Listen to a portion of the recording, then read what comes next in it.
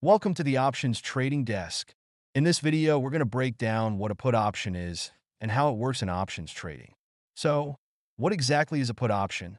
A put option is a financial contract that gives the buyer of the put the right, but not the obligation, to sell a specific stock at a certain price, known as the strike price, before a specified date, known as the expiration date.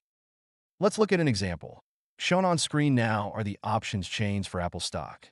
The numbers down the center of the screen, followed by the letter D, show the number of days until expiration. The expiration date is also shown on the left-hand side. If we click into the 40-day till expiration option, the screen now displays the strike prices available, shown down the center of the screen. The call options are on the left-hand side, and the put options are on the right-hand side. Let's assume we have a bearish assumption on Apple, and we believe the stock price will fall below $220 before the November 29th expiration date, and we decide to buy the $220 strike put option. We do this by clicking on the ask price. Now that we have selected to buy the $220 strike put option, we have a summary box showing at the bottom of the screen.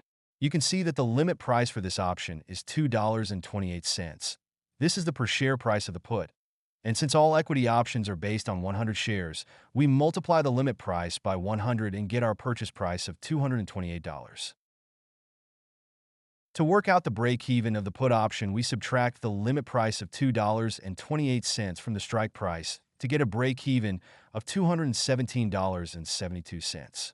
If we were to hold this stock through to expiration, Apple stock must be trading below $217.72 for us to make a profit on the trade. Now, let's look at some possible scenarios for how the trade could play out. If the stock price is below $220 at expiration, for example, let's say the stock price was at $200. You can exercise the put option and sell the stock at $220 even though it is trading at $200.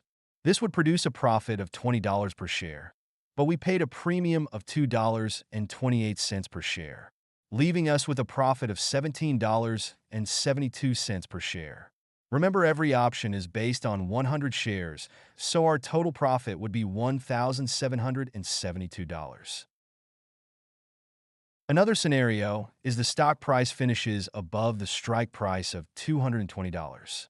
In this example, we would lose the premium we paid for the option, which would be $228. The maximum amount we can lose when buying options is the premium we paid, so we have a predefined risk before entering the trade. That's the basics of a put option. If you found this helpful, make sure to subscribe for more options trading tips right here at the Options Trading Desk. If you wish to open a TastyTrade account, please use the referral link in the description. See you next time.